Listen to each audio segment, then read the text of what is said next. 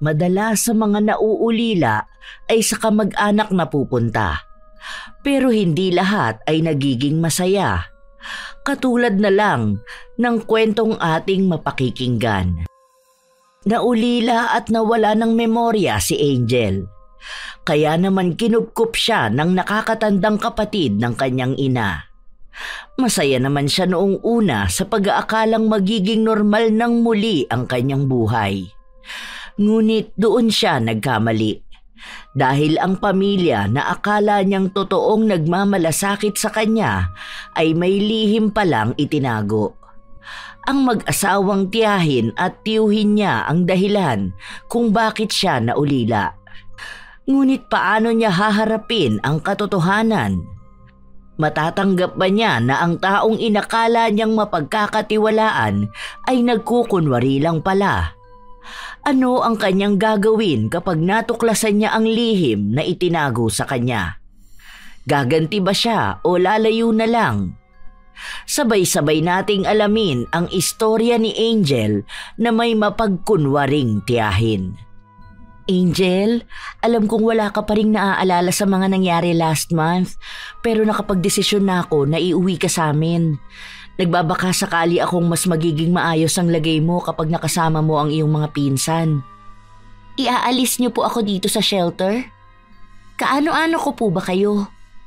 Ako ang kapatid ng mama mo. Ilang beses na rin tayong nagkita noon, pero matagal na kasi akong hindi nakadalaw sa inyo. Kilala niyo po ang mama ko? Pero hindi ko po alam ang pangalan niya. Ang natatandaan ko lang po, may maamong mukha si mama. Lagi siyang nakangiti. Bukod pa po ron, wala na akong maalala pa. Ayos lang yan. Huwag mong pilitin ang sarili mo. Ako na ang bahala sa'yo. Hindi man ako kasing ganda at kasing bait ng mama mo, ako naman ang magiging best tita jam mo. Yun kung ayos lang sa'yo. Biglang lumiwanag ang mukha ni Angel sa narinig na sinabi ng babaeng nasa kanyang harapan.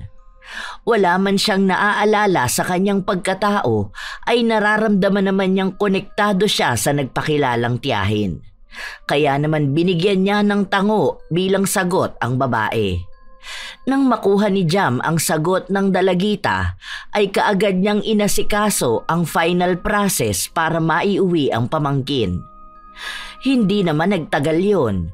Kaya wala pang isang oras ay magkasama na silang sumakay sa isang lumang kotse na pag-aari ng babae. Tara na, panigurado kong matutuwa ang mga pinsan mo na magkakasama kayong muli. Mga babae po ba sila? Hindi, mga kuya mo sila. Tahimik lang si Angel na tumangu-tango. Napapailing naman si Jam sa pamangkin bago pinaandar ang kotse. Sa loob ng mahigit isang oras ay tahimik lang ang magtiyahin. Nang marating nila ang ancestral house ng mga Santiago. Namangha sa kanyang natatanaw ang dalagita mula sa bintana ng kotse. Huminto sa harap ng malakastilang disenyo na bahay ang kotse. Bakas na bakas ang kalumaan nito, lalo na at moderno na ang estilo ng mga bahay na nakapalibot dito. Napakislot pa si Angel nang biglang tapikin sa balikat ng kanyang tiyahin. Ang laki ng bahay ano? Alam mo, dito kami lumaki at nagkaisip ng mama mo. Marami kaming masasayang memory dito. Kaya sana maging okay ka dito. Dito po lumaki si mama? Mayaman po ba kayo? Ang laki po ng bahay. Ang lawak pa po ng bakuran. Hindi naman kami mayaman. Ang mga magulang siguro namin noon. Pero kami sapat lang. Kakain tayo ng 3 beses sa isang araw. Meron lang tayo ng sapat. Hindi sobra. Kaya para sa akin, hindi tayo mayaman. Salamat po, tita. Salamat saan? Naku, ikaw na bata ka. Halika na nga sa loob para makita mo na ulit ang mga pinsan mo. Halos sabay na bumaba ang magtiyahin sa kotse. Pagkababa ay napatingala si Angel at muling pinagmasdan ang bahay. Hindi maintindihan ng dalagita kung bakit bigla na lang nagtayuan ang kanyang balahibo. Kaya naman napayakap siya sa kanyang sarili. Nakaramdam din siya ng bigat sa kanyang balikat na kanina ay wala naman. Napansin naman yun ni Jam na kinukuha ang bag ng pamangkin. Kaya naman nilapitan niya ang dalagita at inakbayan ito. Welcome home, Angel! Sana maging mabuting tita ako sa'yo. Halika na nga sa loob. Paniguradong napagod ka sa biyahe. Okay po. Sa kanilang pagpasok sa tarangkahan na may kababaan ay mas nakita ni Angel ang buong hardin. Maging ang isang parte na punong-puno ng iba't ibang halamang namumulaklak. Magkaganon pa man ay mabigat pa rin ang kanyang pakiramdam. Inisip na lang niya na baka tama ang kanyang tiyahin na napagod lang siya. Kaya naman sumunod na lang siya papasok sa loob ng bahay. Sa pagtapak ng kanyang mga paa sa loob ng bahay ay mas lalo niyang naramdaman ang bigat. Hindi niya na maintindihan ang kanyang sarili. Nasa ganong pag-iisip siya nang may bigla na lang yumakap sa kanya. Angel, sa wakas kasama ka na namin uli. Sobrang na-miss kita, little princess. Ako? Little princess? Yan ang tawag sa'yo noon ni Kuya Miko. Ako yata ang paborito mong kuya. Akala mo naman ikagugwapo mo yon. Ang mabuti pa, magmerienda na muna tayo. Sakto, nagpabili ko kanina ng turon. Magtimpla na kayo ng juice, dali. Inakay naman ni Miko ang pinsang dalagita na si Angel. Hindi naman ito kumontra at nagpatangay na lang. Nang marating nila ang komedor ay mas namangha si Angel sa mga nakikita. Maraming mga nakasabit na mga lumang larawan ng pamilya. May mga medal ding nakalagay sa frame. Sa isang gilid naman ay may iba't ibang sukat na trophies. Simula sa maliit hanggang sa malaki. Nakangangang inilibot pa niya ang kanyang mga mata. Wala sa loob na nilapitan niya ang isang istante na punong-puno ng mga antigong kagamitan. Ang ganda! Sa inyo po ang lahat ng ito, Tita Jam? Koleksyon niya ng aking ina, ng inyong lola. Ang gaganda, no? Ang ilan naman sa trophies at medals kay mama mo noon. Kay mama ko po? Ang galing naman po pala ni mama. Oo, matalino talaga ang mama mo. Diyan naman ako talo sa kanya. Ay nako, tama na nga ang daldal, magmerienda na tayo. Masayang pinagsaluhan nila ang turon at juice na merienda. Habang nagme-merienda sila ay panayang kwento ni Miko ng mga panahong lagi silang magkakasama. Hindi man maalala yun ni Angel ay natatawa siya sa paraan ng pagkukwento ng pinsan, sapagkat may kasama pang aksyon ang bawat eksenang sinasabi nito. Hindi na malaman ni Angel kung tatawa pa ba siya nang mapagtantong patapos na silang lahat kumain, maliban sa pinsang panay ang istorya. Kuya, ang merienda mo po. Ay, napasarap ng kwento. Mamaya itutuloy ko na lang. Kakain na muna ako. Ay nako, kahit kailan talaga. Kiming napapatawa na lang si Angel nang magkamot pa ng ulo si Miko. Habang ang kanyang tiyahin naman ay napapailing na lang sa pagkaisip bata ng kanyang binatang anak. Nang sumapit na ang gabi ay inaya ni Miko si Angel sa likod bahay kung saan ay may swing na pang-apatan. Magkatapat na naupo sila doon para maging balanse ang pag-ugoy niyon. Inilibot ng dalaga ang kanyang paningin sa paligid. Maganda roon, lalo na at maraming halamang namumulaklak at mga puno na siyang nagbibigay ng malamig na hangin sa paligid. Habang si Miko naman ay panayang sipol na tila nagtatawag pa ng hangin. Nang biglang makarinig sila ng alulong ng aso. Biglang nakadama ng takot si Angel. Natawa naman ang binata sa reaksyon ng kanyang pinsan. Relax ka lang, pinsan. Normal yan dito sa amin. Normal? Bakit? Normal ba ang aswang dito sa inyo? Aswang?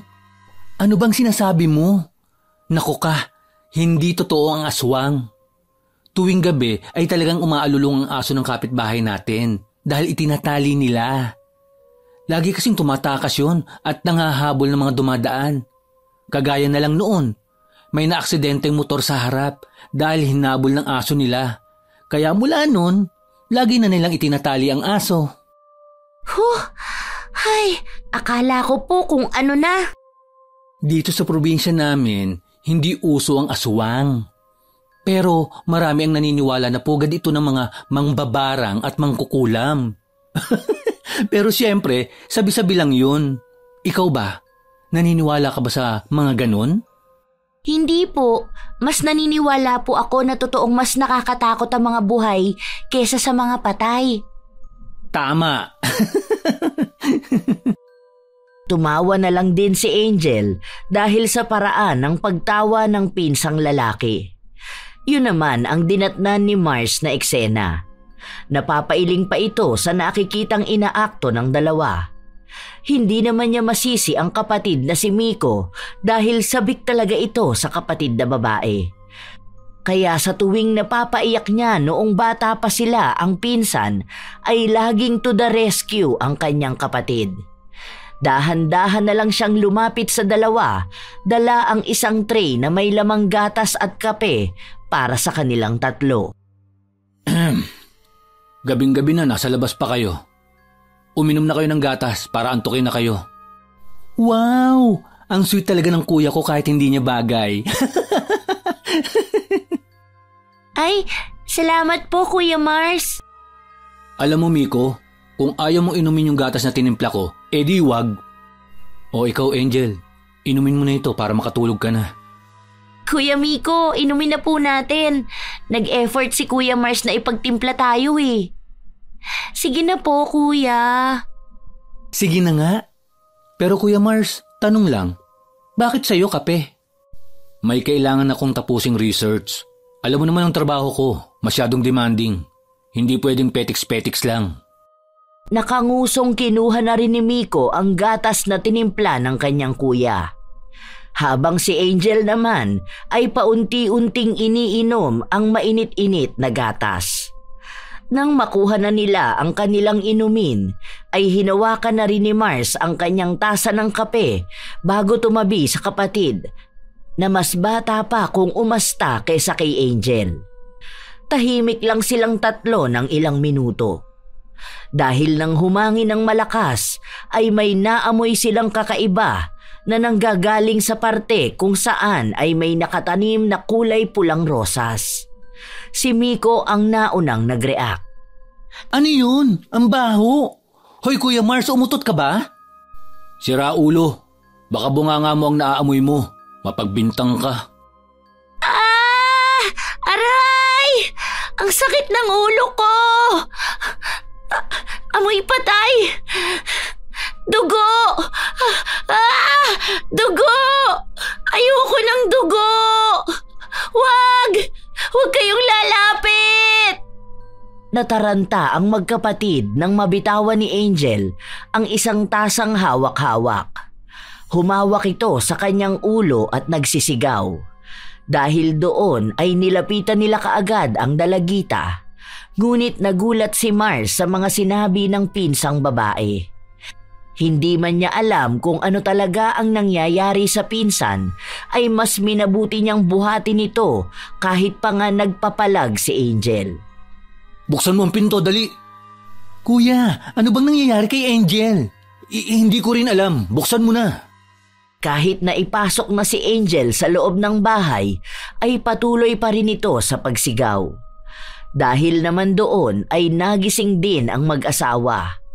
Sa kanilang paglabas ay inabutan nilang nagwawala ang dalagita.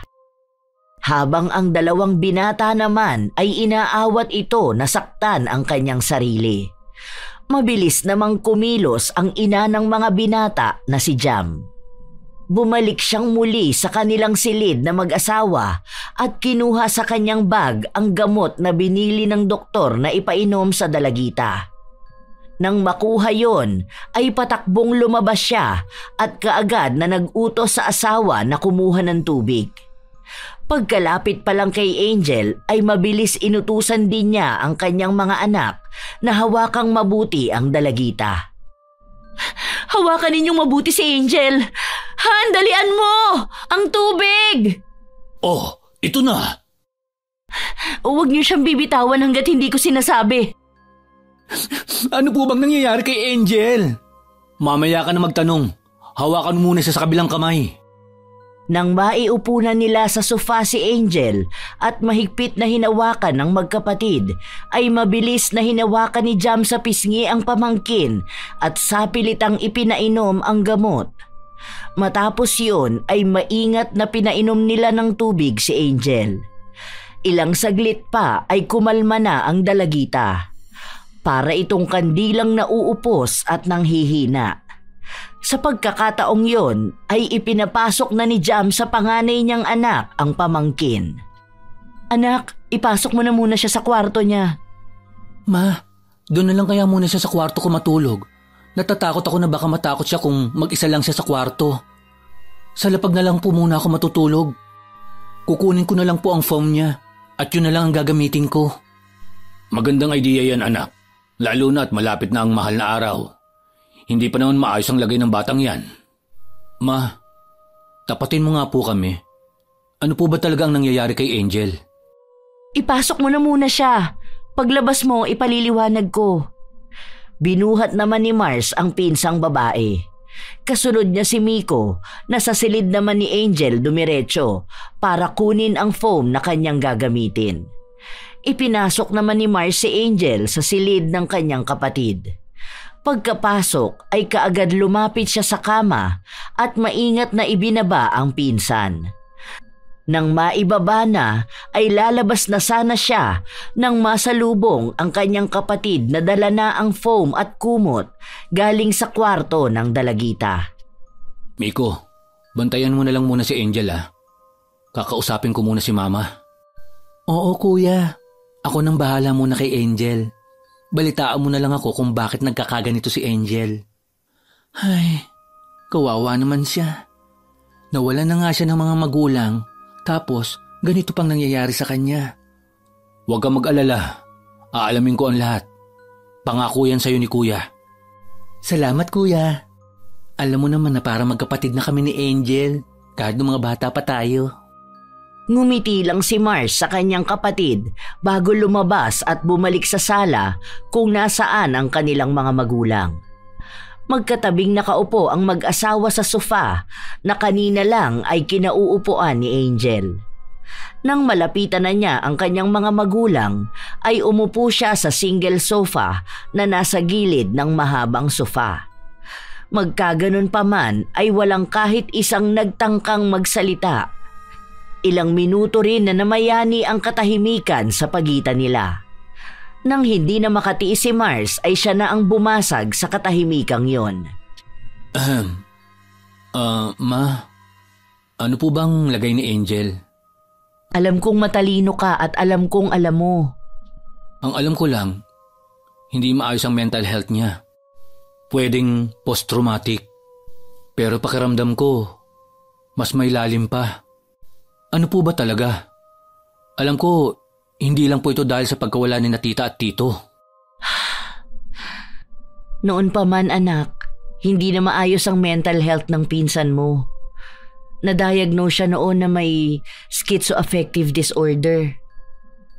What? Totoo po ba? Paano pong nangyari yun?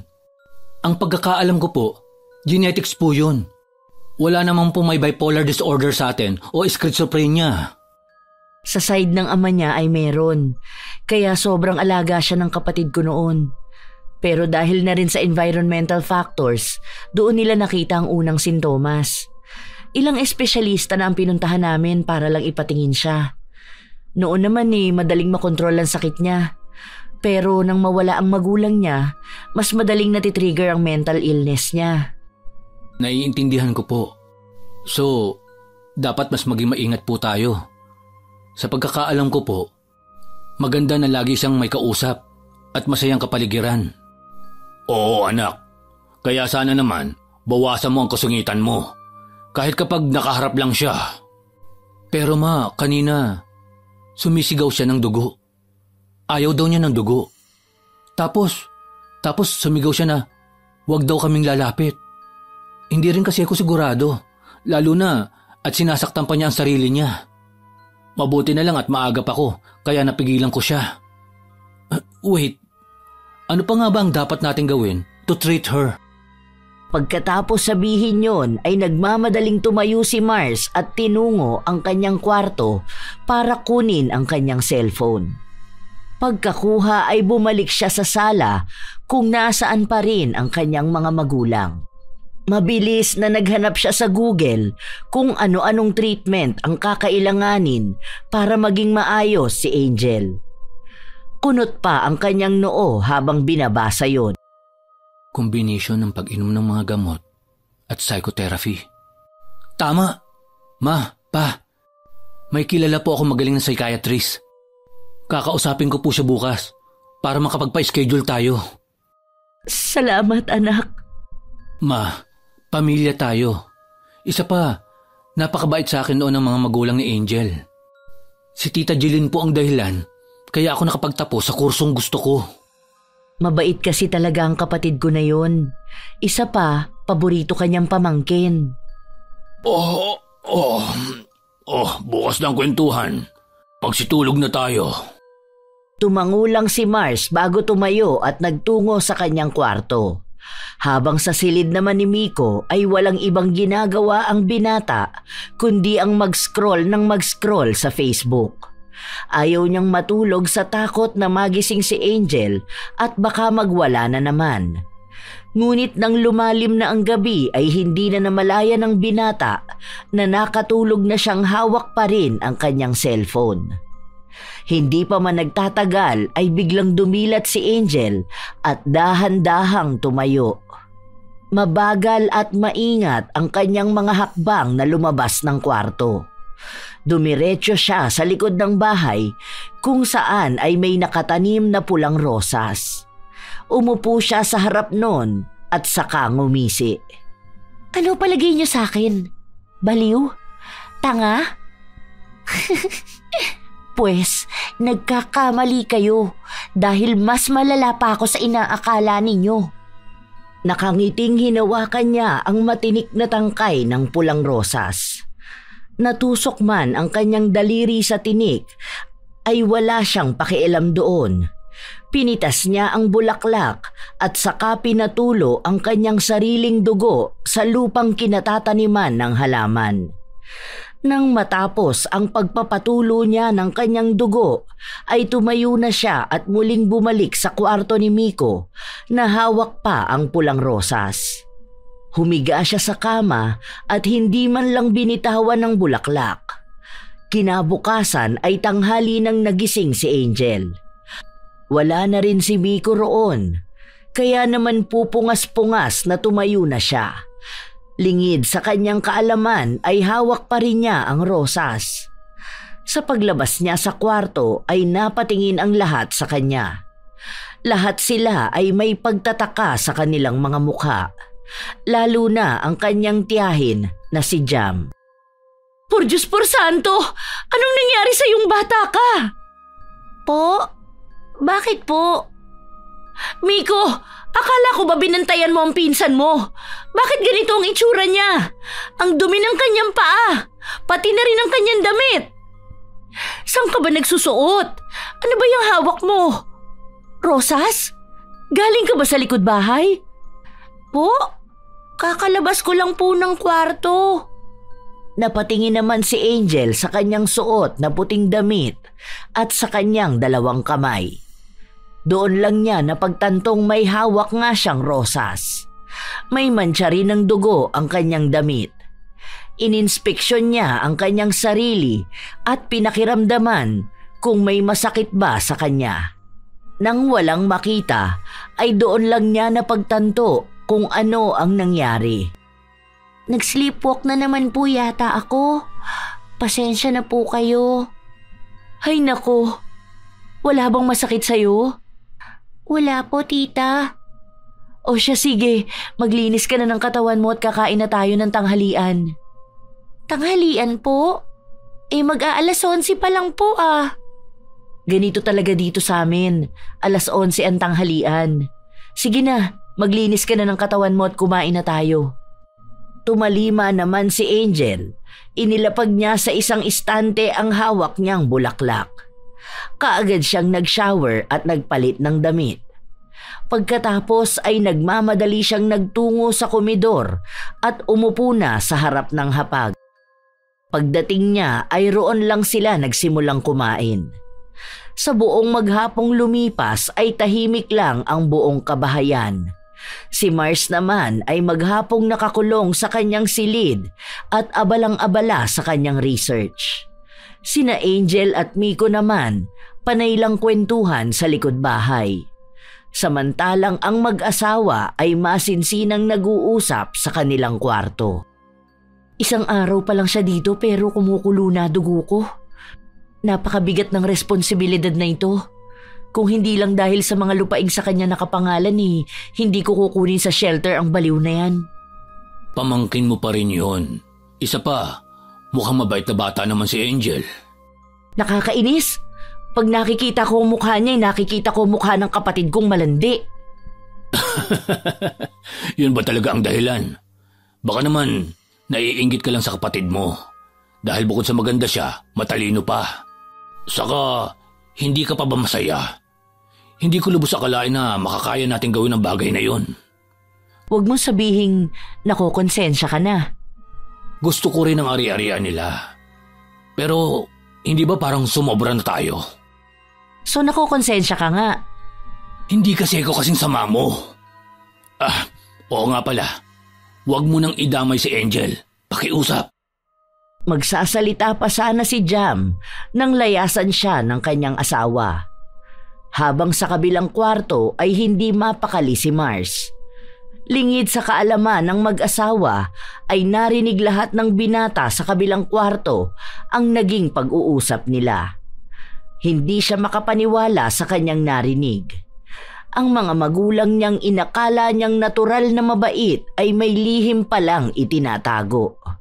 Dahil doon ay kinausap ni Mars ang kanyang kaibigang pulis na nakadestino sa probinsyang pinanggalingan ng kanyang pinsang si Angel. May kinalaman sina Mama at Papa sa pagkamatay nila Tita Jeline. Paano nila nasikmurang gawin yon? Napakabait na tao ng tita ko. Kahit na magulang ko kayo, aalamin ko kung anong kinalaman niyo sa nangyari sa kanila. Nawala ng magulang si Angel. Paano niyo na kayang gawin yun, Mapa? Tatawagan ko sa SPO to Gonzales. Paniguradong may alam siya sa kaso. Dali-daling tinawagan ni Mars ang kanyang kakilala. Habang sina Angel at Miko naman ay walang kamalay-malay sa natuklasan ni Mars. Masaya pa rin silang nagkukwentuhan at nagtatawanan. Nang sumapit na naman ang gabi ay may kakaiba na namang naganap kay Angel. Kagaya ng nakaraang gabi, nang makatulog na ang lahat ay muling nagtungo si Angel sa likod bahay. Doon ay muli siyang nagpunta sa harapan ng halamang namumulaklak ng rosas. Ang kaibahan lang ay hindi na siya namitas ng halaman. Sa halip ay nag-usal siya ng mga salitang Latin. Ang lahat ay nagsisimula ng gumalaw. Maghintay lang kayo dahil sigurado na ako ang magiging lamat ng pamilya ninyo.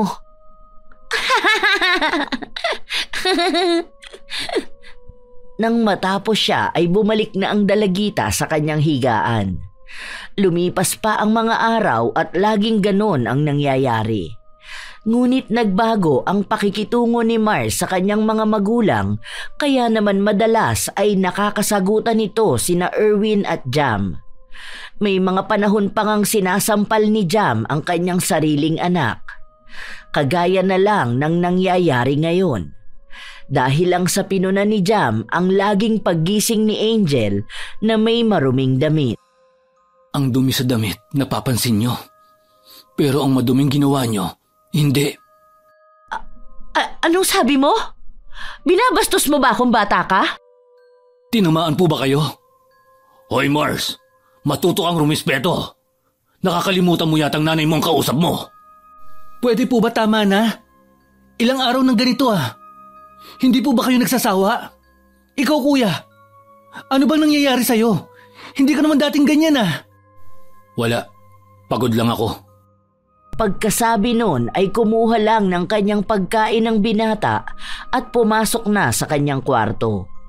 Hindi naman makapaniwala ang kanyang mga magulang sa inaasta niya. Hoy Mars! Huwag mo akong tinatalikuran! Bumalik ka nga rito! Hoy! Kinakausap pa kita! Ay, pabayaan mo na lang muna ang anak mo. Baka na-stress na sa research niya. Kausapin mo yung anak mo! Ay nako, anak natin, hindi anak ko lang. Buisit! Malas na buhay to! Oh, kayong dalawa. Kumain na kayo. Huwag niyo na lang pansinin ang nangyari kanina. Sorry po. Ako po ang dahilan kung bakit sila nag-aaway. Wala kang kasalanan doon. Kumain na lang tayo. Hayaan mo na sila. Ngumiti ng kimi si Angel sa sinabi ng kanyang pinsan. Kahit paano ay gumaan ang guilt na nararamdaman niya. Batid niyang marami ang hindi nakakaintindi sa sakit na meron siya. Pero pakiramdam ng dalagita ay napakaswerte niya na meron siyang pinsan na laging nandyan para pagaanin ang pakiramdam niya. Dahil sa sagutang nangyari ay tanging sina Miko at Angel lang ang naiwan sa komedor. Nag-walk out si Jam dahil sa inis at sumunod naman dito ang asawa. Nang sumapit na ang gabi, ay masayang nagkukwentuhan ang dalawang magpinsan nang bigla na lang matulala si Angel. Kaagad namang nabahala si Miko. Angel? Angel, ayos ka lang ba? Angel? Malapit na. Malapit na ang pagbabalik.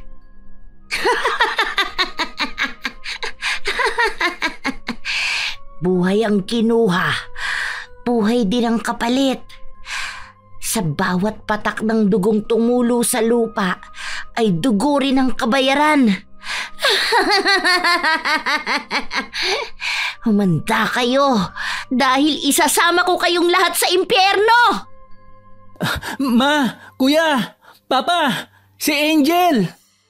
Natataranta namang nagdatingan ang tatlo. Ngunit bago pa man sila makalapit ay nakita nila kung paano saktan ni Angel ang kanyang sarili. Nandyang sa bunutan nito ang sarili at pagkakalmutin ang mga braso at mukha. Patakbong lumapit si Mars sa dalagitang dumudugo na ang braso dahil sa lalim ng pagkalmot nito sa sarili. Habang si Miko at ang kanyang mga magulang ay natulala sa nasasaksihan. Ma, pa, nasaan ang gamot ni Angel? Hoy Miko, tulungan mo kang awatin to. Ano ba, kumilos kayo? Umalis ka! Bitiwan mo ako! Hindi ka kasali rito! Tumigil ka na! Kung hindi, idadamay kita! Angel, ano ba? Gumising ka na! Angel! Hindi niyo ako mabibigilan! Magsama-sama tayong lahat sa impyerno! Angel? Han, kumuha ka na ng gamot. Dalian mo. Kukuha na ako ng tubig. Halos magkandadapa-dapa pa ang mag-asawa sa pagtakbo papasok sa loob ng bahay. Habang sina Mars at Miko naman ay pinipigilan pa rin si Angel. Aksidente pa nitong naiuntog ang kanyang ulo sa ulo ni Mars. Nakadama man ng kaunting sakit at pagkahilo ay hindi niya binitawan ang pagkakahawak sa dalawang kamay nito. Samantala, nakayakap naman ng mahigpit sa dalagita si Miko habang umiiyak. Ilang sandali pa ay nakabalik na ang mag-asawa at mabilis na ipinilit ipainom ang gamot kay Angel. Nang mainom na nito ang gamot ay nawalan na ito ng malay. Binuhat naman ni Mars ang dalagita at dinala sa loob ng silid. Nakasunod naman ang apat sa kanya. Nang nasa loob na sila ng kwarto ay hindi mapigilan ni Jam ang kanyang nais sabihin. Mukhang kailangan na natin siyang ibalik sa shelter. Mas magagamot siya roon. Ano? Ibabalik mo po? Bakit?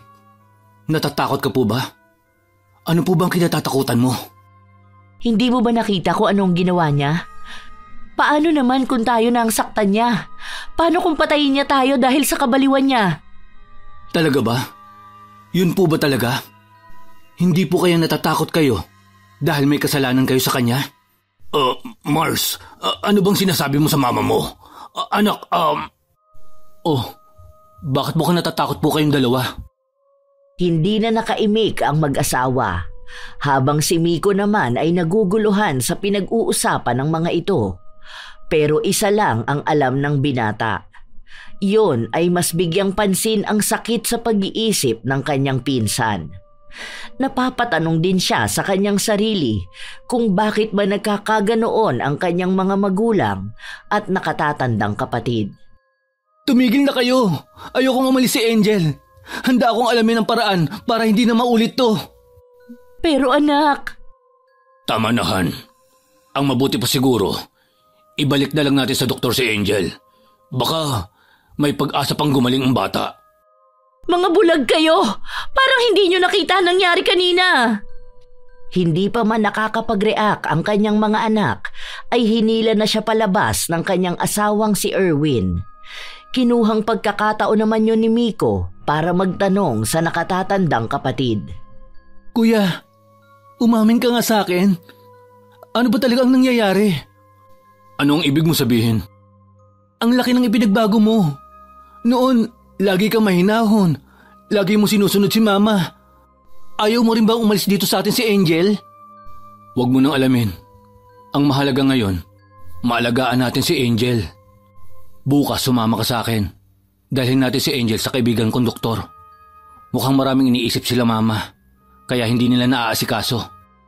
May duda man sa sagot ng nakatatandang kapatid ay tumango na lang si Miko. Mas importante ngayon sa kanya na mapanatili nila sa bahay si Angel. Kinabukasan ay maagang umalis ang tatlo. Habang nasa daan ay tahimik lang silang lahat. Walang isa man sa kanila ang may gustong magbukas ng usapan tungkol sa nangyari nung nakaraang gabi. Hanggang sa makarating sila sa ospital ay hindi sila nag-iimikan. Pagbaba ng sasakyan ay biglang nakadama ng matinding kaba at takot ang dalagita. Napansin naman yon ni Miko na nakatayo lang sa kanyang tabi. Hinawakan niya ang kamay ng babaeng pinsan at saka siya hinaplos sa ulo. Huwag kang mag-alala, Angel. Nandito lang tayo para sa therapy mo. Hindi niyo po ako iiwan dito ni Kuya Mars? Bakit ka naman namin iiwan dito? Magpakatatag ka. Hindi kami papayag na mahiwalay ka pa sa amin. Kahit dito man lang, makabawi kami sa utang na loob namin kay Tita Jeline. Talaga po, Kuya Mars? Oo naman. Para ka na namin kapatid, kaya hindi ka namin pababayaan. Tumango at ngumiti lang si Angel. Pinagitnaan ng magkapatid ang dalagita at hinawakan ng mga ito ang magkabilang kamay niya bago sila sabay-sabay na pumasok sa ospital at tinungo ang opisina ng kaibigan ni Mars. Kinausap sandali ng binata ang kaibigan bago nila iniwan si Angel kasama ang doktor. Habang nasa labas sila ng opisina ay biglang tumunog ang cellphone ng binatang si Mars. Dito ka lang ha. Sasagutin ko lang ang tawag. Sige, kuya. Lumayo si Mars bago niya sinagot ang tawag. Ang dating kaklase niya ang tumawag. Ang pulis na nakadestino sa probinsya nila Angel. Ayon sa pulis ay maraming saksak ang natamo ng kanyang tita Jeline. Ngunit ang tunay na dahilan ng pagkamatay nito ay ang gilit nito sa leeg. May bakas din ng pagpalo sa ulo nito, habang ang asawa ng ginang ay namatay dahil sa pagkakasakal. Ngunit may mabababaw na saksak ito sa dibdib at mukha. Hindi makapaniwala si Mars sa kanyang narinig. sapagkat ang sinabi lang ng kanyang ina ay napatay ng magnanakaw ang magulang ng pinsan. Hindi rin naman niya inalam noon ang totoong nangyari dahil para sa pagdadalamhati. Sigurado ka ba sa sinasabi mo? May suspect ka na ba? Nahuli na ba ang may gawa? Ngunit naging mas malakas ang kanyang paniniwala na may kinalaman ang kanyang mga magulang nang sabihin ng pulis na wala silang kinilalang may sala. Ayon pa sa pulis, ipinahinto ng kapatid ng ginang ang pag-iimbestiga kaya naman hindi na nila ginalaw ang kaso. Labis ang panglulumo ni Mars sa narinig. Mas lalong lumakas ang kanyang hinala. Sige, salamat kaibigan. Pasensya ka na kung naabala kita. Magpapadala na lang ako mamaya ng pangmeryenda mo. Send mo details mo sa akin. Hintayin ko ha. Matapos ang kanilang pag-uusap ay bumalik na rin si Mars sa harapan ng opisina ng doktor. Pagbalik niya roon ay inabutan niyang aligaga si Miko. Pabalik-balik ito ng lakad na animo ay binubulate. Nilapitan niya ito at doon ay narinig niya ang malakas na sigaw ni Angel sa loob ng opisina. Wag! Tama na! Wag niyo po saktan sila, Mama! Wag! Ah! Bakit? Bakit wala akong nagawa? Hindi ko sila napigilan. Hindi ko na ipagtanggol sila Mama at Papa. Ah! Nandun lang ako sa loob ng cabinet. Pero wala akong nagawa. Naduwag ako at hindi ko man lang napagtanggol ang magulang ko sa mga masasamang tao. Gaganti ako. Gagantihan ko sila. Kuya, ano bang ginagawa kay Angel? Bakit para siyang nasasaktan? Kasama sa therapy niya yan. Bukod sa sakit niya nung bata pa siya, nagkaroon din siya ng PTSD. Dahil nasaksihan niya ang lahat ng nangyari kila Tita Jeline. Hindi kaya mas lumala ang sakit niya sa ginagawa natin, kuya? May tiwala ka ba sa akin? Siyempre naman. Pues, trust the process. Magiging maayos din ang lahat. Ilang minuto pa ang lumipas bago natapos ang therapy ni Angel. Nang hihina man ang katawan sa pagod, ay nakangiti namang humarap ang dalagita sa mga pinsan. Miko, mauna na kayo sa sasakyan ni Angel. Kakausapin ko muna ang doktor niya. Sige kuya. Tara na Insan. Aalalayan na kita. Salamat po Kuya Miko. Nang mawala na sa paningin ni Mars ang dalawa ay sakalang siya pumasok sa loob ng opisina ng doktor. Pagpasok pa lang ay kaagad niyang tinanong ang kaibigan. Kumusta ang therapy ni Angel? May improvement ba? Mas lumala ba? May natuklasan ka ba? Humugot muna ng malalim na buntong hininga ang doktor at inaya munang maupo si Mars. Ginawa naman yon ng binata. Nang makaupo na siya ay sakalang sinabi ng doktor ang kanyang natuklasan sa kalagayan ni Angel. Ayon sa doktor, malala ang PTSD ng dalaga. At sabi pa nito ay mukhang hindi nakakainom ng kanyang gamot ang pinsan ng binata. Pinabulaan na naman yon ni Mars. Ano? Sigurado ka ba? Pero may gamot na laging pinapainom si Mama kay Angel. Paanong hindi napapainom? Mas lumalala ba ang lagay niya? Makikita ang takot sa mukha ng doktor sa sinabi ni Mars. Tinanong niya ang binata kung alam ba nito ang gamot na ipinapainom sa dalagita. Sapagkat ayon sa kanyang pagsusuri ay hindi naiinom ng pasyente ang kanyang mga gamot na sana ay makakatulong para ma-maintain ang klarong pag-iisip ni Angel. Pero umiling lang si Mars dahil hindi niya alam ang iba pang gamot ng pinsan maliban sa pampakalma nito. Hindi ko alam kung ano-ano ang gamot na pinaiinom ni Mama. Pero sa isang araw, 4 na gamot ang pinaiinom niya sa pinsan ko. Maliban sa pampakalma niya na ibinibigay lang ni Mama pag inaatake siya. Sa tingin mo ba, sinasadya ni Mama na siya ang naghahawak ng mga reseta at gamot ni Angel? Para hindi namin malaman kung anong klaseng gamot ang pinapainom niya? Hindi na sinagot ng doktor ang tanong na yon ni Mars. Bagkus ay binigyan siya nito ng panibagong reseta. Nagbilin din ito sa binata na siguraduhing mapapainom niya yon sa dalagita. Sinabi pa nito na kailangan nilang maibalik doon si Angel pagkatapos ng 1 linggo. Nang matapos ang kanilang pag-uusap ay nagpaalam na rin ang binata at inabot ang bayad nito. Okay, maraming salamat. Punta na ako. Baka naghihintay na yung dalaw sa akin. Nang makalabas ng opisina ng doktor ay tiningnan ni Mars ang resetang nasa kanyang kamay. Dumiretso na muna ang binata sa parmasya na nasa loob din ng ospital. Binili lang niya ang mga gamot na kailangan ni Angel bago niya tinungo ang sasakyang nakaparada sa gilid ng ospital. Naabutan niya ang dalawa na nagtatawanan sa loob habang nanonood sa cellphone ni Miko ng SpongeBob SquarePants. Aba, mukhang ang saya niyo ah. Si Kuya Miko po kasi ginagaya si SpongeBob at si Patrick. Pinapatawa ko lang si Angel, kuya. O sige na, umayos na kayo at uuwi na tayo. Kuya, libre mo kami sa McDo. Sige, mag-drive-thru na lang tayo. Matapos sabihin yon ay pinaandar na ni Mars ang sasakyan. Ilang minuto lang ay nasa drive-thru na sila ng McDo. Dahil unang beses ni Angel ay si Mars na ang umorder ng pagkain niya.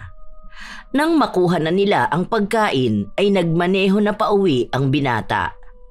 Umabot din ng mahigit kalahating oras bago nila narating ang kanilang bahay. Pagdating sa bahay ay nagtataka pa si Mars kung bakit saradong-sarado ang bahay pero naroon naman ang sasakyan ng kanyang mga magulang. Ipinagkibit-balikat na lang niya yon. Pagpasok sa bahay ay kaagad na nilantakan nila ang mga in-order na pagkain. Pagkatapos kumain ay pinainom na ng binata sa dalagita ang isa sa mga nireseta ng doktor dito. Nang masigurong nainom na ni Angel ang gamot, ay saka siya nagpaalam. Maiwan na muna kayo rito. Pag may kailangan kayo, nasa kwarto lang ako. Sige kuya, maliligo na rin muna ako. Ikaw Angel, magpahinga ka na muna. Paniguradong napagod ka. Sige po, doon na po muna ako sa kwarto ko at iidlip. Nagkanya-kanya na ang tatlo. Lumipas pa ang kalahating oras at dumating na sina Jam at Erwin. Nagtatalo ang mga ito tungkol sa isang bagay na siya namang narinig ni Mars. Bakit ka ba kontra ng kontra? Karapatan ko yon bilang kapatid ni Jeline. Bakit ba pinipigilan mo ko? Ano ka ba naman? Buhay pa ang anak nila. Tapos ang gusto mo, ilipat lahat ang naiwan nilang mag-asawa sa pangalan mo. Hindi ka ba nahihiya? At ano namang ikahihiya ko? Ang iba sa ari-arian nila ay nanggaling sa mga magulang ko. Ampon lang naman si Jeline. Pero ano, nakinabang siya sa mga ari-arian namin. Hindi na kita kilala. Sobra na. Hindi ko na masikmura ang gusto mong gawin. Sa tingin mo ba, hindi nahahalata ng mga anak mo na ibang gamot ang pinaiinom mo sa pamangkin mo? Palagay ko nga, nahalata na ni Mars ang ginagawa mo. Kaya siguro ganun ka nalang sagot-sagutin ng panganay natin. Wala akong pakialam. Bahala ka nga sa buhay mo. Aalis na sana si Erwin at pupunta na lang sa kanilang silid nang biglang bumukas ang pinto ng kwarto ni Mars. At iniluwanon ang binata na halatang galit sa kanyang mga narinig. Natameme si Erwin, habang si Jam naman ay pilit na ngumingiti sa anak. Ngunit hindi yun pinansin ng binata. Bagkus ay inaya niya ang kanyang mga magulang na umupo muna sila sa sala para makapag-usap. Nag-aalinlangan naman si Erwin sapagkat kitang-kita niya ang kaseryosohan ng kanyang panganay na anak. Pero hindi yun alintana ni Jam. Habang si Miko naman ay kakalabas lang ng banyo. Nakita niya ang likod ng kanyang mga magulang na papunta sa sala at kuya na nakatayo lang habang nakapamewang. Kumibit-balikat na lang siya at dumiretso sa loob ng silid kung saan ay umidlip si Angel. Ay nako, mukhang seryoso ang usapan nila. Tungkol siguro sa usapan ni kuya at ng doktor kanina. Nakaidlip na kaya si Angel? Sa pagpasok ni Miko sa loob ng kwarto ay inabutan niyang nakatayo si Angel sa harap ng study table kung saan nakapatong ang iba't ibang gamit ng binata. Kabilang na roon ang iba't ibang maliliit na lalagyan ng mga larawan. Nakatalikod ito sa kanya kaya naman walang ideya ang binata kung ano ba ang ginagawa ng kanyang pinsan. Tatawagin na sana niya sa pangalan nito. Ngunit parang nalunok niya ang mga salitang nais lumabas sa kanyang bibig nang makita niyang umangat ang kamay nito kasabay ng pagbigkas ng salitang hindi maintindihan ng binata. At sa pagbaba ng kamay ay may kung anong ipinahid ito sa larawan ng kanyang ama at ina. Bahagya lang niyang nakikita yon, kaya naman hindi na siya nagdalawang isip pa na lapitan ito. Insan, anong ginagawa mo dyan? Ayos ka lang ba? Ay, ano ba yung Hindi na naituloy ni Miko ang kanyang sasabihin nang mas naging malinaw na sa kanya kung ano ang ipinahid ng pinsan. Napahinto rin siya sa paghakbang. Muli niya sanang tatanungin ito pero naunahan na siyang magsalita ng dalaga. Kuya, nagustuhan mo po ba? Nilagyan ko ng marka sila Tita Jam at Tito Erwin.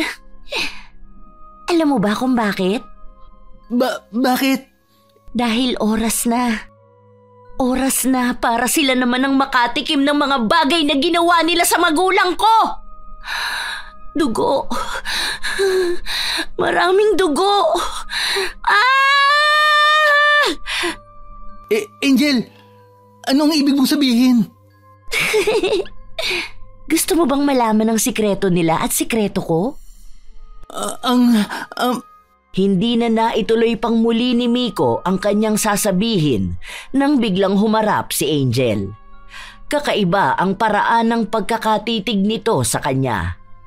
Bukod pa ron ay may dugo ring tumutulo sa labi nito na sa kanyang palagay ay sariling dugo nito na ginamit para ipahid sa larawan ng kanyang mga magulang. Napangiti ng nakakakilabot si Angel nang makita niya ang takot sa mukha at mga mata ng pinsang lalaki. Dahan-dahan, isa-isang hakbang ang kanyang ginawa. Ngunit sa bawat paghakbang ng dalagita ay siya namang atras ni Miko. Huwag kang lalapit. Bakit naman, kuya? Ayaw mo na ba kay Angel? Natatakot ka rin po ba sa akin? Takot ka po sa dugo? Ito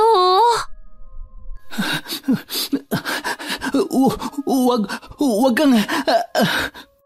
Hindi na natapos ni Miko ang kanyang sasabihin nang biglang kagatin ni Angel ang kanyang daliri at ipakita yon sa binata. Bigla na lang bumagsak sa sahig ang binata, dala ng takot at pagkabigla. Mahina namang tumawa si Angel at mabagal na lumapit sa binatang nawala ng malay.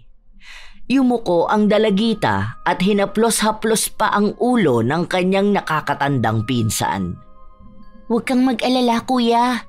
Ang sabi sa akin ni Mama, mabait daw kayo ni Kuya Mars. Kaya naman hindi ko kayo idadamay sa paghihiganti ko sa pagpatay ng magulang nyo sa magulang ko. Matulog ka na muna, kuya. Pupuntahan ko na muna sila. Huwag kang mag-alala dahil hindi ko sila papatayin. Sisiguraduhin ko lang na pagsisisihan nila ang pagpatay nila kila Mama at Papa. Muli ay tumayo si Angel at dahan-dahang lumapit sa pinto. Bubuksan na sana niya yon nang marinig niya ang malakas na boses ni Mars na parang galit na galit sa kausap nito. Ano? Tama po ba ako? Tama po bang sinabi ng doktor na hindi niyo pinaiinom kay Angel ang tamang gamot niya? Kanina pa po tayo paikot-ikot ng tanong. Ma, pa, pati ba naman ako? Lolokohin niyo pa? Sabihin mo na ang totoo sa anak mo. Alam niya nang ginagawa mo. Ano pa bang itatago mo? Ano? Ano nga aminin ko? Wala akong aaminin dahil wala naman akong ginawang masama. Pwede ba? Tama na ang pagpapanggap. Alam na nga ng anak mo ang ginagawa mo sa pamangkin mo. Ano na bang nangyari sa babaeng pinili ko? All along, simula nang kuhanin niyo sa shelter si Angel, hininto niyo na rin ang gamot na kailangan niya. Tama ba ako, ma? Sleeping pills lang ba ang pinapainom niyo kay Angel kapag inaatake siya? Kung ayaw mong sumagot, ako na ang magsasabi. Oo, Mars. Tama ka. Sleeping pills ang pinaiinom ng mama mo kay Angel. Pero gusto lang niya maiwasan na masaktan ni Angel ang sarili niya. Katulad ng mga bata pa kayo. Yun lang. Hindi yun ang totoo. Gusto mo ba talagang marinig ang katotohanan? Pwes, makinig ka! Sumeryoso naman ang mukha ni Erwin sa narinig na sinabi ng kanyang asawa. Kinakabahan siya sa maaaring lumabas sa bibig nito. Lalo na ang tungkol sa planong kahit siya ay hindi sang-ayon. Ano po ang katotohanan? Kung bakit ba namin kinuha si Angel sa shelter? So, hindi talaga dahil sa pamangkin mo siya at mahal mo ang kapatid mo. Bakit pala, ma? Gusto ko malaman. Ano po ba ang habol mo sa pagkuha mo kay Angel sa shelter? Dahil sa mana niya. Kailangang maibalik sa ating pamilya ang lahat ng mga pinamana sa kanya ng mga magulang ko. Alam kong alam mo na ampon lang si Tita Jeline mo. Hindi rin naman mapapakinabangan ng pinsan mo yun. Kaysa gamitin niya sa kung saan-saan, mas mabuti pang sa atin na lang. Alam mo rin namang hindi maayos ang pag-iisip ng pinsan mo. Ma, umamin ka nga po sa akin. May kinalaman ka po ba sa pagkamatay ni Tita Jeline? Hindi sumagot ang ginang. Bagkus ay nag-walk out siya at iniwan ang kanyang mag-ama sa sala. Habang si Angel naman ay nakasandal lang sa pinto at pinakikinggan ang usapan ng mga ito. Nang wala na siyang marinig pa, ay naglakad siyang muli papalapit sa mga litratong nasa lamesa ni Miko. Kinuha niya roon ang larawan ng mag-asawang may bahid ng dugo. Pinakatitigan yon ng dalagita bago ito nagsalita na animoy may kinakausap. Gagawin ko na po, Mama, ang matagal ko nang gustong gawin. Simula pa lang nang tumuntong ako sa bahay na ito, gusto ko na talagang simulan. Huwag ka na pong mag-alala dahil hindi ko po gagamitin ang mga itinuro mo pong mahika sa akin. Hindi ko po kayang gawin ang ginawa nila sa inyo. Kaya naman sisiguraduhin ko na lang po na magsisisi sila sa mga maling desisyon nila. Matapos sabihin yon, ay taimtim na umusal ng isang dasal ng pangpabalisa at pagbibigay ng halusinasyon sa mga taong nasa larawan si Angel. Matapos niyang mabigkas ang huling salita, ay ibinulong niya sa hangin ang pangalan ng kanyang tiyahin at tiyuhin. Pagkatapos nun ay humiga na siya sa kama at saka umidlip. Lumipas ang mga oras bago nagising ang dalagita. Nakita niyang madilim na ang paligid. Pupungas-pungas na tumayo si Angel at dire-diretsyong naglakad papunta sa likod bahay. Dumiretso na siya sa isang parte kung saan nakatanim ang halamang namumulaklak ng rosas. Napangiti siya nang makita ang 3 rosas na ang isa ay bubot pa. Ang sipag niyo namang magbulaklak. Namukadkad na ang isa. Kailangan ko nang kunin to dahil masyado nang nakabuka mga talulot mo. Kunin ko na rin tong isa pa. Aba, ang ganda mo rin pala kahit hindi ka pa namumukadkad.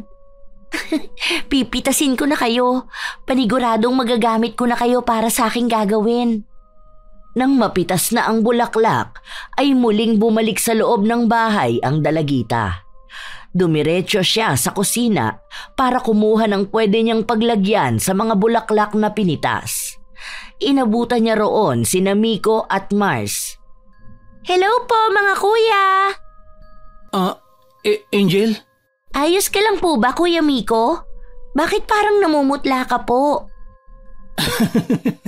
Ay nako, nananaginip ng masama yan. Ganun po ba? Dapat po kasi lagi ka pong nagdadasal. Oo. lagi na ako magdarasal. Para kang bata. Ano ba yung hawak mo? Rosas po. Pinitas ko po sa likod. Gusto ko po sanang ibigay kay Tita Jam eh. Sa tingin niyo po ba magugustuhan to ni Tita? Oo naman. Sandali. Ang alam ko, may vase si Mama na nakatago dito eh. Lumapit si Mars sa isang cabinet at kinuha mula roon ang may kaliitang vase. Nang makuha yon ay nilagyan niya ng tubig. Hinaluan din niya ng vetsin ang tubig. Nagtataka namang pinagmamasdan lang siya ng kanyang kapatid at pinsan. Nang matapos na ang paghahalo, ay lumapit siya kay Angel at inabot yon sa dalagita. Kuya, ano po yung nilagay mo? Betsin, ihahalo ko yun sa tubig para mas tumagal ang buhay ng mga bulaklak. Ganun pala yun. Salamat po, Kuya Mars. May bago na naman akong natutunan. Sige po mga kuya, iaabot ko lang po kay Tita Jam to. Sige. Katukin mo na lang siya sa kwarto. Opo. Malaki ang ngiting inilagay niya sa vase ang 3 tangkay ng rosas bago naglakad papalapit sa pinto ng silid ng mag-asawa. Nang makalapit na siya, ay kumatok lang siya ng 3 beses. Ilang segundo lang ay bumukas yun at bumungad si Erwin. Oh, Angel, may kailangan ka ba? Gusto ko lang po sanang ibigay ang mga bulaklak na ito para kay Tita Jam. Maganda po na meron kayong sariwang bulaklak sa loob ng kwarto. Ganun ba? Salamat, Angel ha. Napakaswerte namin at bigla kaming nagkaroon ng anak na babae. Salamat din po dahil kinuha niyo ako sa shelter. Malungkot po kasi ron. Malungkot nang ngumiti si Erwin sa pamangkin. Para bang may nais itong sabihin na hindi lang niya masabi. Doon naman biglang lumitaw sa likod ng lalaki ang kanyang asawa. Kunot ang noo nito na tinignan si Angel na nakangiti. Tumaas ang kilay ni Jam. O bakit? Anong meron? Wala. Gusto lang daw ibigay sa'yo ni Angel ang mga bulaklak na ito. Sige, ilagay mo na lang sa tabi ng side table natin. Sana po nagustuhan niyo ang mga pulang rosas. Sige, salamat. Kumain ka na ba? Hindi ka na namin ginising kanina. Kumain ka na lang doon. Sige na at magpapahinga na kami. Hindi pa man nakakasagot si Angel, ay sinaraduhan na siya ng pinto ng kanyang tiyahin. Ngunit hindi niya ikinasama ng loob yun. Bagkus ay mas lumaki pa ang kanyang ngiti. Sige lang po, Tita Jam. Tingnan po natin kung anong mangyayari mamaya. Naglakad si Angel pabalik sa kusina. Naabutan niyang naroon pa rin ang magkapatid. Si Mars ay umiinom ng kape, habang si Miko naman ay umiinom ng gatas. Nang makita siya ng mas matandang pinsan, ay inaya siya nito sa lamesa at pinaghainan ng pagkain. Habang kumakain siya, ay panay lang ang tanong ni Mars tungkol sa mga naaalala niya nung kausap siya ng doktor. Wala namang ibang pinag-usapan ang mga ito. Nang maubos na niya ang kanyang pagkain, ay tatayo na sana siya para magtimpla ng kanyang gatas. Ngunit naunahan siya ni Miko. Nagpresenta ito na siya na ang magtitimpla. Naunang naubos ng magkapatid ang kanilang iniinom, kaya naman minadali na rin ni Angel ang kanyang gatas. Nang matapos na ay aayain niya sana sa likod bahay si Miko, pero naunahan siya nito. Magpahinga ka na muna. Doon na muna ako sa kwarto ni Kuya. Gusto ko rin kasi makita kung paano mag-research si Kuya eh. Sige po. Good night po mga kuya. Angel, good night. Hindi na nagtaka si Angel kung bakit ganon ang inaakto ng pinsang si Miko, sapagkat batid niyang natakot ito sa nakita nito kanina. Kaya naman nagpasya siyang pumasok na lang sa kwartong ginagamit niya at maghintay sa mangyayari. Pagkapasok niya ay muli siyang humiga sa kama at kinuha sa kanyang bulsa ang larawan ng kanyang magulang na kasama siya. Nakatupi yon ng maliit. Binuklat niya yon at pinagmasdang mabuti. Naluluha pa siya sa tuwing naaalala ang kanyang mga magulang. Ma, Pa, miss na miss ko na po kayo. Kung hindi po sana naging ganid sila Tita Jam, siguro buhay pa po kayo. Magkakasama pa po siguro tayo. Masayang nagpupunta sa bukid. Masayang magkakasama. Mama. Papa. Lumipas pa ang ilang oras at hindi na malaya ni Angel na nakatulog na naman siya dahil sa pag-iyak. Ngunit nagising siya nang makarinig siya ng malalakas na kalampagan at sigawan sa labas ng kwarto. Nagmamadaling bumangon siya at tinungo ang pinagmumula ng mga kaguluhan. Paglabas niya ng kwarto ay inabutan niyang nagbabasag ang kanyang tiyahin ng mga gamit sa bahay. Sigaw din ito ng sigaw na animoy may nakikitang hindi nila nakikita.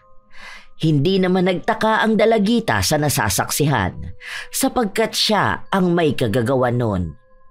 Hindi lang niya inaasahang ganon ang magiging epekto sa kanyang tiyahin. Lumayo kayo sa akin! Pinatay na namin kayo! Bakit ba hanggang ngayon ginugulo niyo pa rin ako? Demonyo ka talagang bruha ka! Layuan mo ako! Ma, ano po bang nangyayari sa'yo? Ma, tama na! Ayoko na. Hindi ko na kaya. Tama na. Kasalanan namin to. Dapat na kaming managot. Habang nagkakagulo ay nakatayo lang si Angel sa isang gilid at pinapanood ang mga ito. Habang si Mars naman ay pilit na nag-iisip ng paraan para mapakalma ang kanyang mga magulang na ang isa ay nagwawala habang ang ama naman ay kinakausap ang sarili. Ma, Pa, ano po bang nangyayari sa inyo? Hindi ko na kaya, anak. Ginugulo ko ni Jeline. Hindi niya ako mapatawad. Kaya para mapatawad niya ako, dapat subuko na kami sa mga pulis.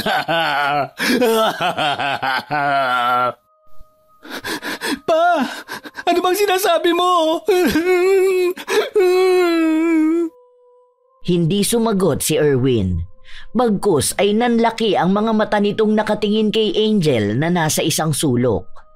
Nagmamadaling lumapit ang lalaki sa dalagita at saka lumuhod sa harapan nito. Angel anak, patawarin mo kami.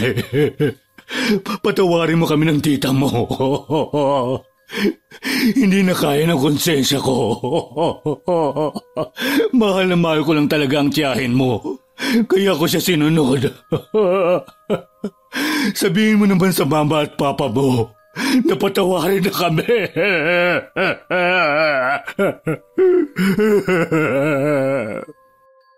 Ano po bang sinasabi ninyo, Tito Erwin?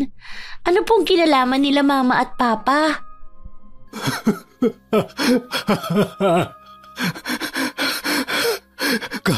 Kami ang pumatay sa mga magulang mo.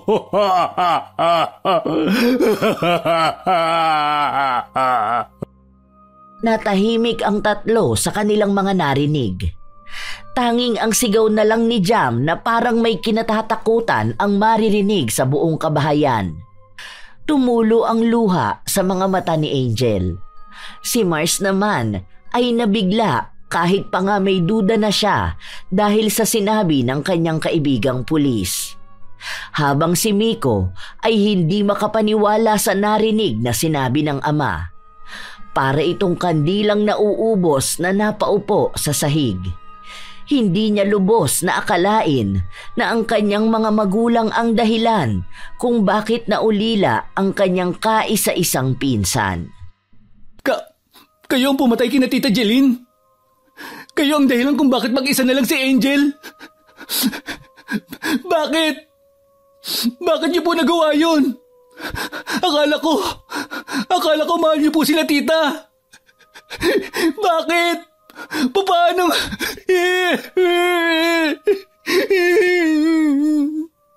Hindi na naituloy ni Miko ang kanyang sasabihin nang bigla na lang tumakbo pasugod si Jam kay Angel na may hawak na kutsilyo. Naging maagap naman si Mars, kung kaya napigilan niya ang kanyang ina at pilit na inagaw ang hawak nito. Ma! Demonyo kayong pamilya! Dapat pinapatay na lang kita sa shelter eh! Malas kang bata ka! Bakit ba kasi sa'yo mapupunta ang lahat ng kayamanang dapat ay sa pamilya lang namin? Ay ampun lang naman ang demonyo mong ina! Magsama-sama na kayo sa impyerno! Tama na, Jam! Tayo ang masama! Tayo ang mga demonyo! Tumigil ka na! Mas nagulantang ang tatlo nang biglang suntukin ni Erwin ang kanyang asawa na naging sanhi para mawalan nito ng malay. Matapos yun ay muling lumuhod ang lalaki sa harap ng dalagita. Patuloy pa rin ito sa paghingi ng tawad sa ginawang kasalanan. Patawarin mo sana kami, Angel. Huwag kang mag-alala. Susuko na kami sa pulis. Kailangan namin pagbayaran ng mga nagawa naming kasalanan. Sa'yo at sa iyong mga magulang. Mars, anak, tumawag ka na ng pulis. Kailangan namin panagutan ang nagawa naming krimen.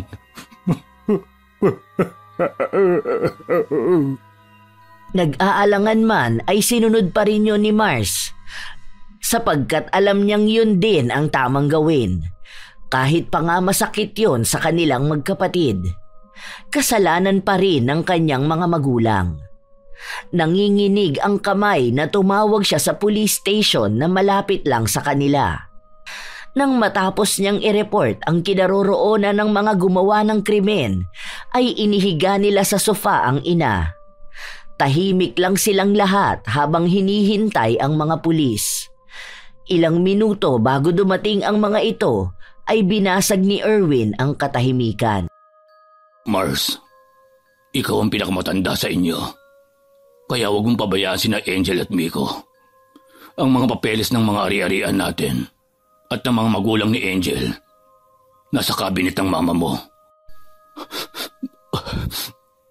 Opo pa. Miko, anak. Sorry kung ganito ang mga magulang mo. Alam kong mabait kang bata. Huwag mong iiwan si Angel. Kayo na lang ng kuya mo ang mayroon siya. Pa, opo. Tutulungan ko po si kuya na mapagaling si Angel. Para kahit doon man lang po, makabawi ang pamilya natin sa kanya.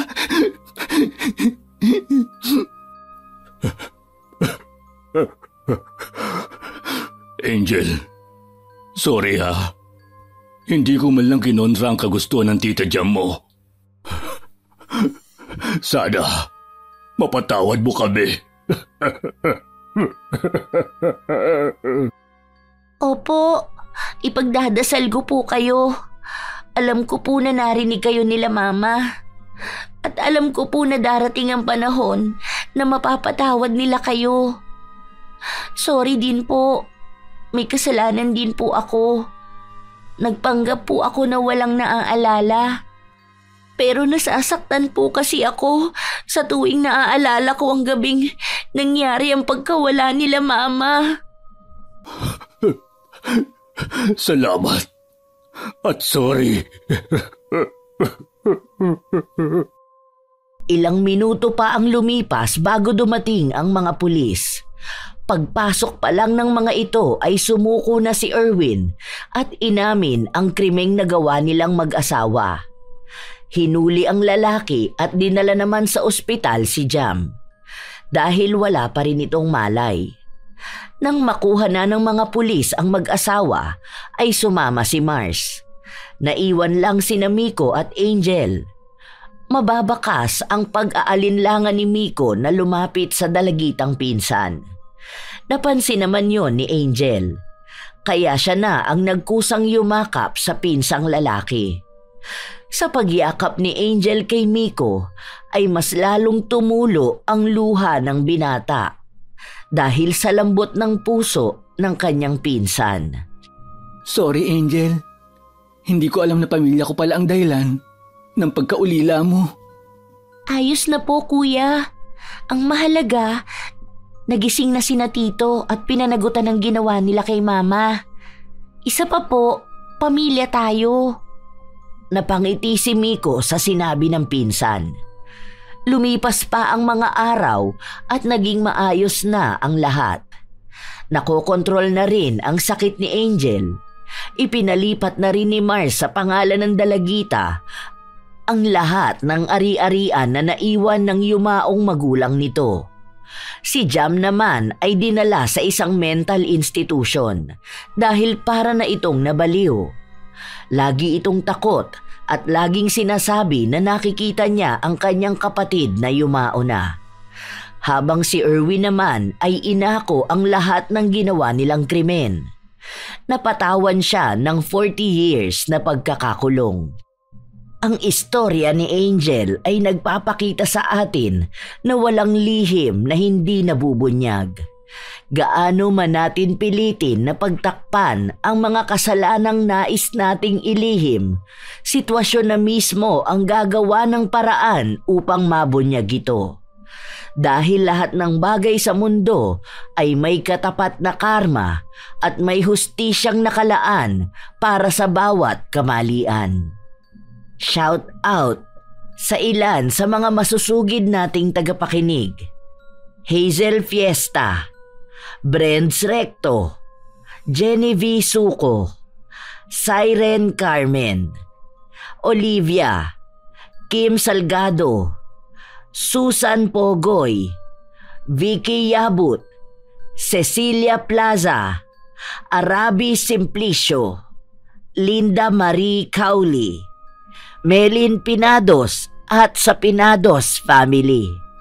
Ito ang inyong Lola Telang at maraming salamat sa inyo.